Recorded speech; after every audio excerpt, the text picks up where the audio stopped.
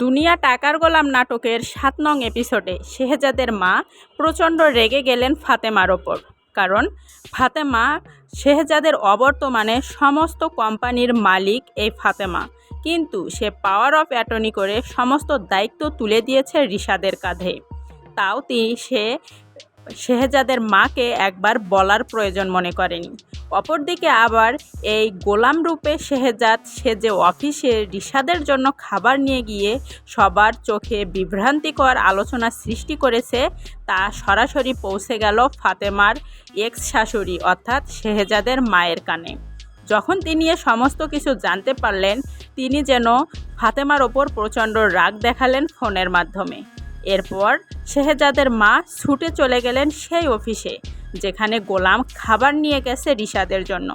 কারণ ইতিমধ্যে কোম্পানির সমস্ত স্টাফ কর্মচারীরা গোলামকে নিয়ে নানান ধরনের আলোচনা তৈরি করেছে।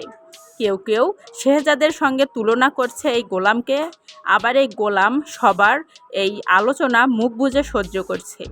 যে কারণে শেহজাদের মা এত কিছু জানার পর তিনি আর বাড়িতে চুপ করে বসে থাকতে পারলেন না, যে কারণে তিনি ছুটে চলে গেলেন কোম্পানিতে আসল ঘটনা কি নিজে চোখে দেখতে। কারণ রিশাদ যে বিয়ের পরই এত অঘটন ঘটাবে এবং গোলামকে দিয়েই তার জন্য খাবার নিয়ে যাবে, তা কল্পনাও করতে পারেনি শেহজাদের মা। কিন্তু শেহজাদের মা যখন কোম্পানিতে ছুটে গেলেন, তখন কোম্পানির সমস্ত স্টাফ যেন তার মুখের দিকেই চেয়ে থাকলেন। সমস্ত স্টাফের একটাই ধারণা ছিল যে শেহজাদের মা হয়তোবা বললে গোলাম এবার নিজের আসল পরিচয় প্রকাশ করবে। কিন্তু না, যেমন কথা তেমনই কাজ। গোলাম তো নিজের আসল পরিচয় প্রকাশ করলো না, রীতিমতো রিশাদ যেন অনেক খারাপ আচরণ করলো এই গোলামের ওপর, যা মনে মনে কষ্ট নিয়ে মেনে নিলেন ফাতেমা এবং শেহজাদের মা।